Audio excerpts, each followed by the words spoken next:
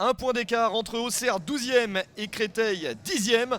Des Auxerrois invaincus à domicile, 3 victoires et 2 nuls. Ils vont vouloir à nouveau s'imposer à la maison.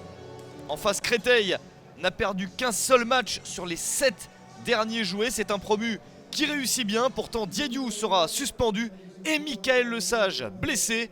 2 joueurs importants pour les Cristoliens.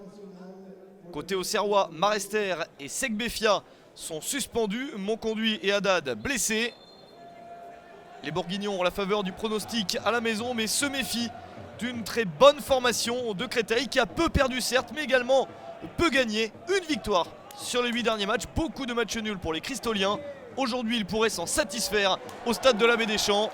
La première opportunité est nette en faveur de la GIA sur ce centre. Et la reprise de la tête sauvée par le gardien de but de Créteil, Kerboriou. Nouvelle possibilité auxerroise, la récupération et la passe dans l'axe avec la possibilité de dribbler le gardien. Une bonne sortie et la défense ensuite qui sauve ce ballon chaud. Encore une chance dans la surface, un ballon raté. Le deuxième est beaucoup plus intéressant, mais ça ne passe toujours pas. Auxerre domine et se procure quantité d'occasions. Avec une nouvelle possibilité sur le côté.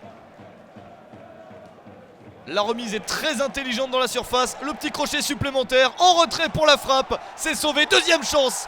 C'est enfin au fond des filets. Une action très bien construite. Et à la conclusion, Sébastien Haller, 39e minute. Auxerre mène 1-0. Deuxième but de la saison pour Sébastien Haller. C'est très bien parti pour la GIA. D'autant que le gardien de but des Auxerrois, Olivier Saurin, sauve la situation.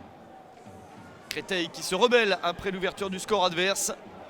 Mais juste avant la pause, ça ne passe pas. Et à la mi-temps, Auxerre mène bien 1-0.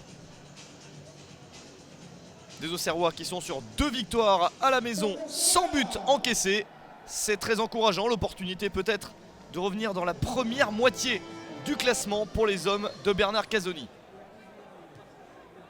Mais Créteil a envie de revenir et a déjà fait quelques résultats intéressants à l'extérieur depuis le début de la saison.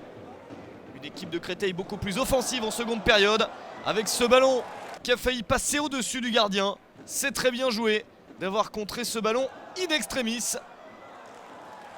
Olivier Saurin s'en est sorti, mais Créteil insiste avec cette reprise de la tête et cette fois-ci c'est au fond des filets. 72e minute, l'égalisation de Cheikh Ndoye. Le milieu de terrain sénégalais inscrit son 5e but de la saison et permet à Créteil de revenir à 1 partout.